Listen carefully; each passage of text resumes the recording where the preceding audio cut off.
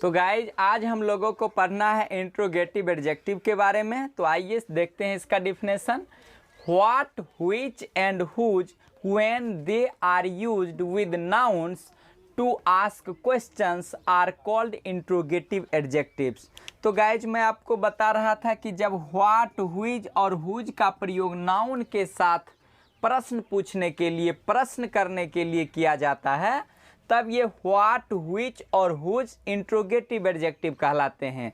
याद रखिएगा, what, which और हुज के बाद हमेशा एक नाउन निश्चित रूप से आएगा, तभी हम इसको इंट्रोगेटिव एडजेक्टिव कह सकते हैं guys.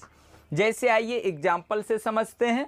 For illustration, what colour is your bag. तो गाइज व्हाट के बाद देखिए कलर एक नाउन आ चुका है। Which girl can love you, तो व्हिच के बाद देखिए गाइज गर्ल एक नाउन आ चुका है। Whose boyfriend has no mobile, किसके बीएफ के पास मोबाइल नहीं है गाइज। तो मुझे लगता है आजकल बीएफ को भले हो कि नहीं हो, लेकिन एक बीएफ अपनी जीएफ को खरीद के कम से कम जरूर दे देता है। तो गाइज यहाँ देख रहे हैं हुज के बाद भी एक नाउन आ चुका है। तो इस प्रकार व्हाट, व्हिच और हुज के बाद जब एक नाउन का प्रयोग होगा, तब हुज को, इस व्हिच को और व्हाट को हम लोग इंट्रोगेटिव एडजेक्टिव कहेंगे गाइज। तो अब आइए गाइज हम लोग समझते हैं मॉडर्न इंग्लिश ग्रामर में एक है एम्फैटिक एडजेक्टिव, जिसको एम्फेजिंग एडजेक्टिव भी बोलते हैं। इसके अंतर्गत अंग्रेजी के दो शब्द आते हैं, एक गाइज है आपका ऑन और दूसरा है वेरी। याद रखिएगा, जब ऑन और वेरी के बाद एक नाउन का प्रयोग हो, तब ऑन और वेरी एम्फेजिंग एडजेक्टिव कहलाते हैं।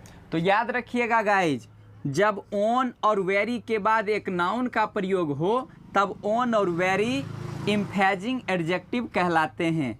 एग्जाम्पल से समझते हैं। जैसे I saw Avni with her mother with my own eyes. तो इसमें देखिए ऑन के बाद गाइज आइज नाउन आ चुका है और नाउन यहाँ पे प्लुरल है, याद रखिएगा। तो ऑन के बाद नाउन आ चुका है, तो ऑन को हम यहाँ कहेंगे एम्फेजिंग एडजेक्टिव। उसके बाद दूसरा सेंटेंस देखिए, लिखे हैं Avni saw the snake with her very eyes. यहाँ आई पर जोर दिया जा रहा है गाइज इस वेरी शब्द से, और इस वेरी के बाद देखिए फिर एक नाउन आ चुका है। तो जब ऑन और वेरी के बाद नाउन का प्रयोग हो, और जब ऑन और वेरी के बाद गाइज नाउन का प्रयोग होता है, तो नाउन को वो एम्फेसिस करता है, नाउन पर जोर डालता है, नाउन पर दबाव डालने का काम करता है। ऐसी स्थिति में ये ऑन और वेरी एम्फेजिंग एडजेक्टिव या एम्फैटिक एडजेक्टिव भी कह सकते हैं, कहलाता है। और अब आपका जो है अंतिम एडजेक्टिव है गाइज एक्सक्लामेटरी एडजेक्टिव। तो एक्सक्लामेटरी को ध्यान में रखिएगा, जब व्हाट के बाद हम नाउन का प्रयोग करते हैं, तब एक्सक्लामेटरी फॉर्म में होता है, अर्थात उसको हम लोग एक्सक्लामेटरी एडजेक्टिव कहते हैं। जैसे व्हाट एन आइडिया, क्या विचार है। तो व्हाट के बाद देखिए एन आइडिया नाउन है गाइज, तो इसके प्रोनाउंसिएशन के अनुसार हमने इसके पहले आर्टिकल का प्रयोग कर दिया। जैसे व्हाट अ ब्यूटीफुल गर्ल, क्या खूबसूरत, क्या हसीन लड़की है। तो गाइज यहाँ देख रहे हैं व्हाट के बाद नाउन आ चुका है, और इस नाउन को क्वालिफाई करने के लिए हमने एक वर्ड को डाल दिया है ब्यूटीफुल को।